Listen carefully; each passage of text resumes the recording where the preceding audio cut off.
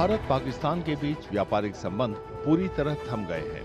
पहलगाम में आतंकी हमले के बाद भारत ने अटारी चेक पोस्ट बंद कर दिया है। इसके साथ ही दोनों ओर से आवाजाही बंद हो गई है। जवाब में पाकिस्तान ने भी भारत के साथ सारे व्यापारिक रिश्तों पर विराम लगा दिया है। यहाँ तक कि पाकिस्तान होकर अफगानिस्तान से आने वाले सामानों पर भी रोक लग गई है। हालांकि जानकारों का मानना है कि पाकिस्तान के इस कदम का भारत पर शायद ही असर पड़े। We were exporting close to around $500 million to Pakistan. So Pakistan has to see when the main product which are being exported from India include something like pharma, its organic chemicals, automobile and auto component, they have to look into the alternative source of supply. So far as India is concerned, 455 million out of India's export of 440 billion is completely minuscule.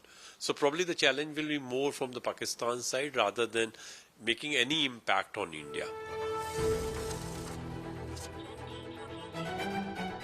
अप्रैल 2024 से जनवरी 2025 तक दोनों देशों के बीच करीब 50 करोड़ अमेरिकी dollar का व्यापार हुआ।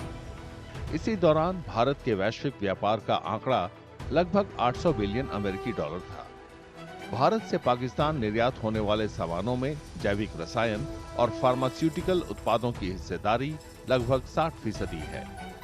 पाकिस्तान ने अटारी वाघा सीमा के जरिए अफगानिस्तान के साथ भारतीय व्यापार पर भी रोक लगा दी है।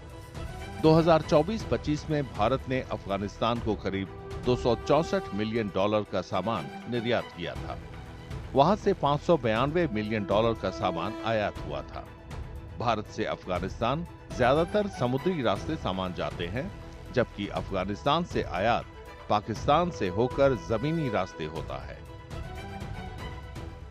India's export to Afghanistan was in any case was through the sea route only, mostly through Iran and other countries. We are also using the INSTC route to reach Afghanistan. That will continue. Probably Afghanistan may also look into whether there will be an alternative route of supply to India. So as of now, because of this grim situation, definitely the Afghanistan exports to India will be impacted. If I'm looking into the data, based on the last year data, it was close to around $650 million. India's export to Afghanistan was around $350 million.